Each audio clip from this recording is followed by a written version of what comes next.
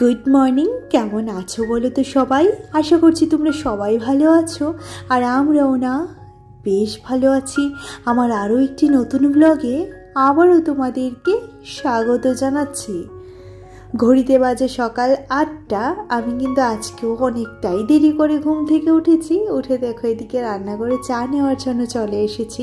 এবার দুজনা মিলে একটুখানি চা খাবো। তো চাটা ছেঁকে নেওয়ার পর একটুখানি যেহেতু গরুর দুধের চা করি, তো সেই কারণে একটুখানি নাড়াচাড়া দিয়ে দুখানা করে বিস্কিট নিয়ে নিয়েছি। আর বর এসে আজকে রান্নাঘরেই বসেছে, তো সে বলছিল আজকে চলো রান্নাঘরে বসেই চাটা খাই, যেহেতু মিঠি ঘুমাচ্ছে। আর আজকে শনিবার, মিঠির স্কুল ছিল না, তো সেই কারণে এখনও মিঠি ঘুমোচ্ছে।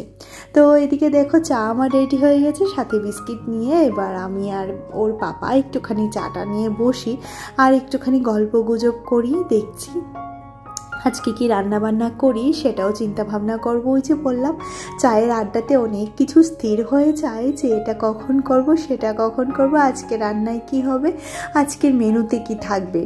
আর এদিকে দেখো আমি চাটা খেয়ে আসার পর সঙ্গে সঙ্গেই কিন্তু রুটি করতে বসে পড়েছি, কারণ আমার রুটিটা প্রায় শেষ হয়ে গেছিলো। আর আমি যেহেতু রুটি খাই, তো সেই কারণে রুটিটা আমার স্টকে সবসময়ই থাকে।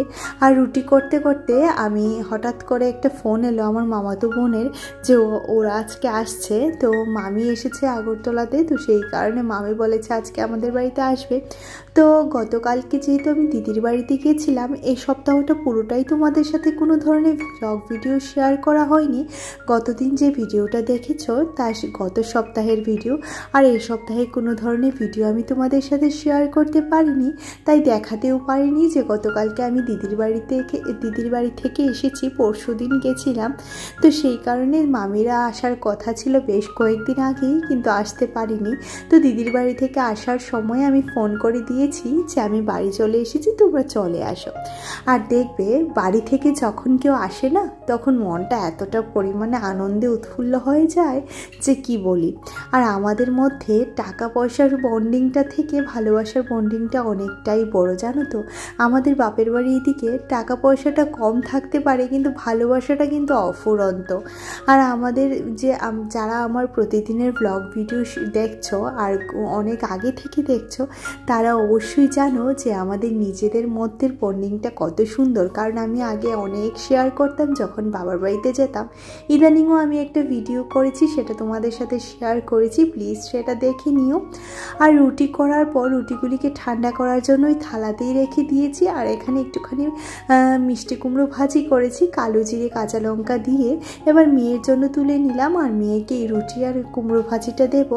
আর আমার মেয়েটা রুটি হলে ভীষণ খুশি হয়, জানি না আর তার সে কুমড়ো ভাজা লাগবে কি না।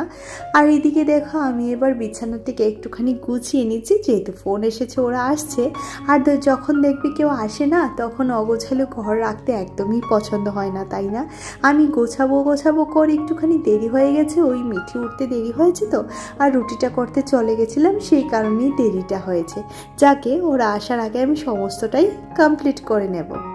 আর এদিকে এই সোফাটাও গোছাতে এসেছি, তো হঠাৎ গেটে শব্দ পাওয়াতে একটুখানি তাকিয়ে দেখছিলাম ওরা আসছে কিনা। ওই যে বললাম, বাবার বাড়ি যখনই কাউকে দেখি তখন না এতটা শান্তি লাগে যে কি বলি। আর মনে হয় যে একদম মন খুলে প্রাণ খুলে কথা বলার লোক পাওয়া গেছে। তো সেই কারণে না বাবার বাড়ির প্রতি মেয়েদের একটা আলাদাই ইমোশন থাকে, তাই না। আর আমার বাবু যখন আসতেন তখন এই ঘরে না কোনো ধরনের বিছানা ছিল না বা খাট ছিল না বলতে গেলে। এই ব্যাপারটা না আমার ভীষণ কষ্ট লাগতো, কারণ আমার বাবুর যেহেতু একটা মারণ রোগ হয়েছিল, সেটার নাম এই মুহূর্তে নাই বা নিলাম। তো সেই কারণে না বাবু কি করতেন বলো তো, আমাদের ওই ঘরে কখনোই যেতেন না, এই ঘরেই ঘুমোতেন। আর বাবু কি করতেন বলো তো, নিচে ঘুমোতেন। আমার ওই জিনিসটা মনে পড়লে এতটা পরিমাণে কষ্ট হয়। আর এখন আমার ঘরে সবই আছে, কিন্তু বাবুই নেই।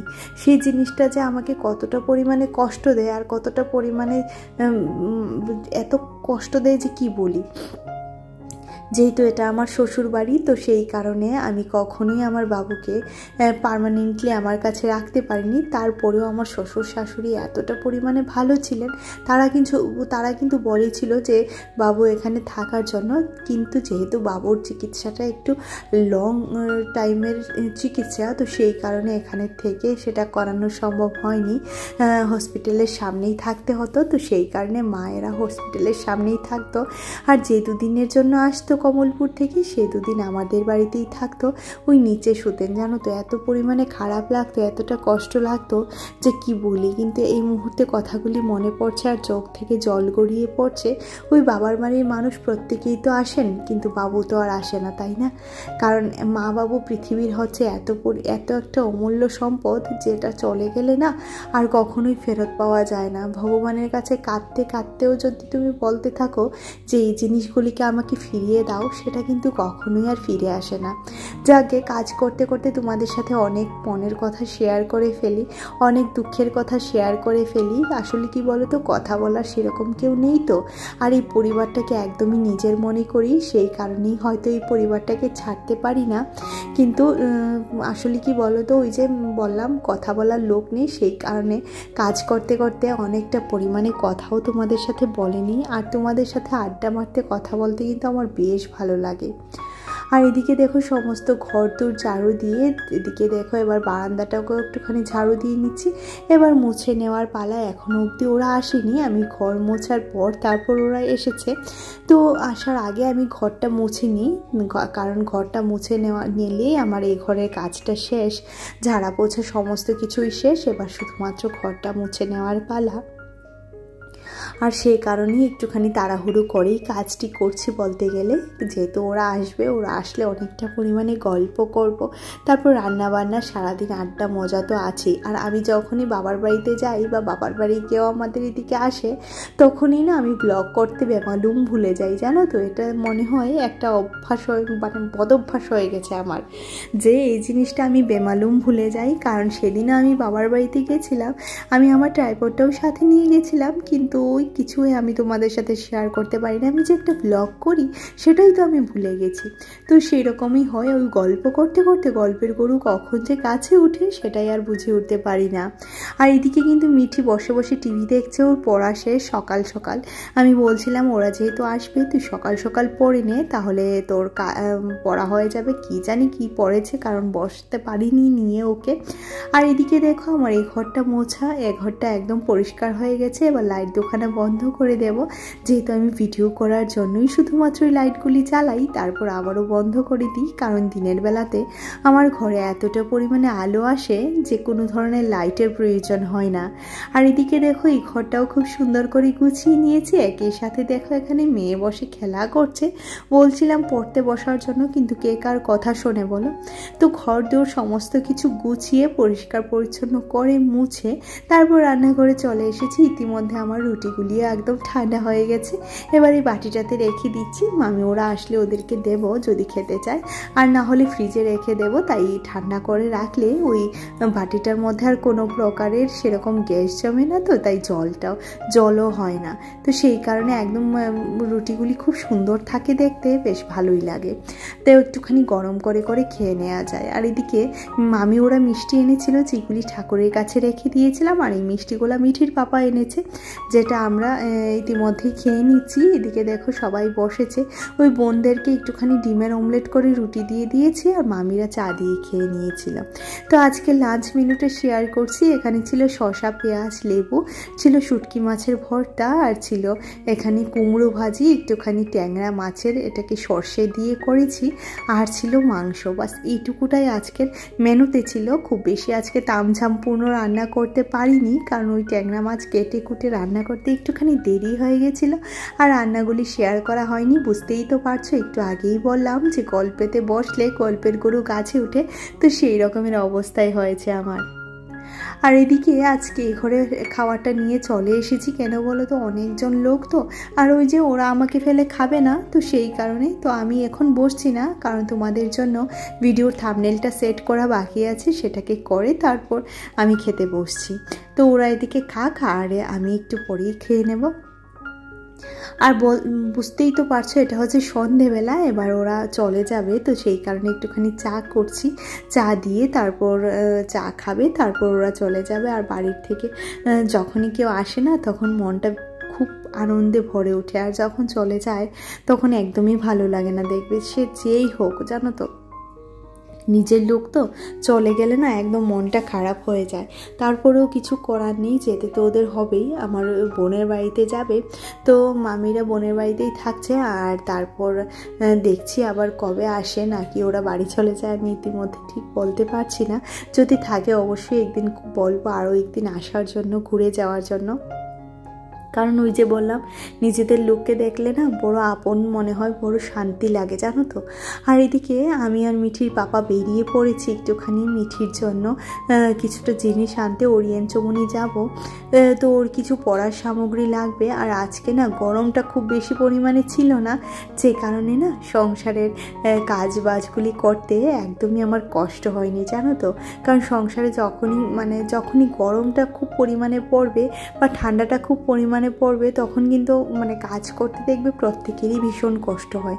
যে কোনো জিনিস অতিরিক্ত কিছুই ভালো না। ওই বলে না অতিতেই ক্ষতি, আসলে সেটা সত্যি কথা। ভালোবাসাও অতিরিক্ত ভালো নয়। আর কোনো সম্পর্ক, ওই যে বললাম সম্পর্ক ব্যাপারটা যত কম মাখো করা যায় ততটাই ভালো। তো সেই কারণেই বললাম আর কি, যে কোনো কিছুই অতিরিক্ত ভালো নয়। আর এদিকে দেখো যাচ্ছি মিঠির জন্য। আর এই যে আগরতলার অলিগলি রাস্তাঘাট একটুখানি শেয়ার করা কেন বলো তো? আমার মনিকা দিদিভাইয়ের জন্য। তুমি যদি আজকের ভিডিওটি দেখে থাকো তাহলে অবশ্যই জানি ওই জায়গাটি কোন জায়গা, আর তুমি অবশ্যই করে চিনবে, সেটা আমি খুব ভালো করে জানি। আর এদিকে চলে এসেছি মিঠির জন্য একটুখানি ওর রঙের পেন্সিল নিতে। রং পেন্সিল নয়, এবার তো তুলি রং করবে, তো ওর জন্য একটুখানি ব্রাশ নিতে এসেছি।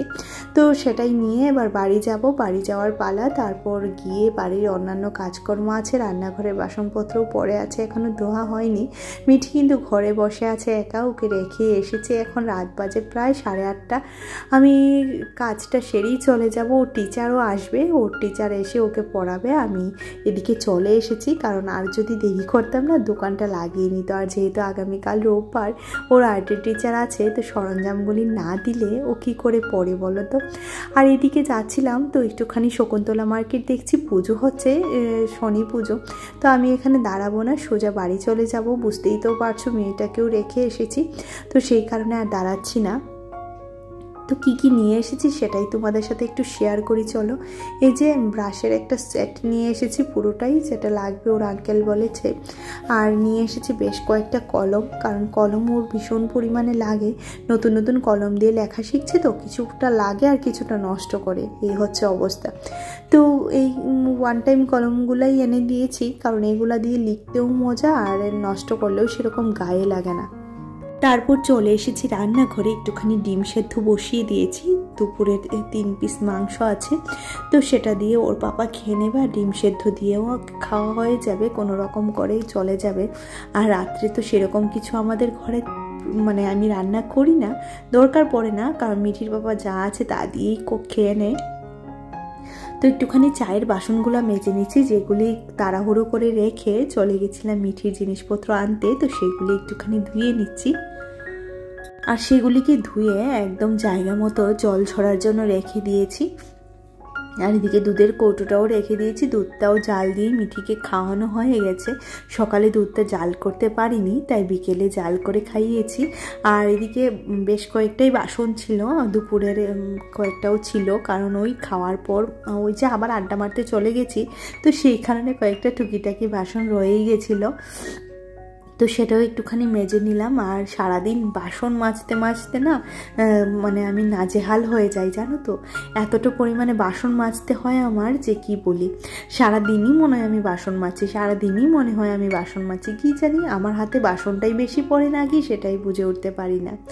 আর এদিকে আমার মামি না বলছিল যে তোমার কাপের খুব শখ, তাই না? আর আমার না সত্যি গো, আমার তোমরা যারা পুরনো ভিডিও দেখেছো আমার, তারা জানো যে আমার এই একটা শখ, বড্ড বাজে শখ, এই যে কাপের শখ।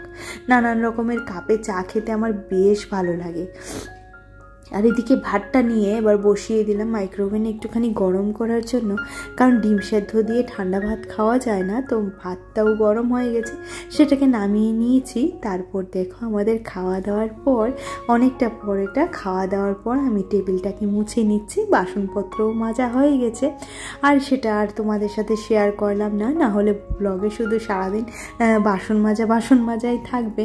তো সেই কারণে আর সেটা শেয়ার করা হয়নি। আর এই কাচের বাটিটাতে আজকে ওই মাছটা মাইক্রোওভেনেই করেছিলাম, তো সেই কারণে এটা বের করা হয়েছে। তো এটাকে আবার রেখে দেব। আর একখানা জলের বোতল ভরে এবার আমি ঘরে চলে যাব, কারণ ঘরে জল প্রায় শেষের পথে। তো চলো আজকের মতো ভিডিওটি এখানেই রাখছি। কিছু ভালো লাগলে অবশ্যই একটা লাইক করে দিও, কমেন্ট করে জানিও যে কি ভালো লেগেছে। আর পারলে চ্যানেলটিকে সাবস্ক্রাইব করে দিও, পাশে থাকা বেল আইকনটিও ক্লিক করে দিও, যাতে করে আমি যখনই ভিডিও আপলোড করি নোটিফিকেশনটা তোমরা পেয়ে যাও আর ভিডিওটি তোমরা সবার আগে সিন করতে পারো।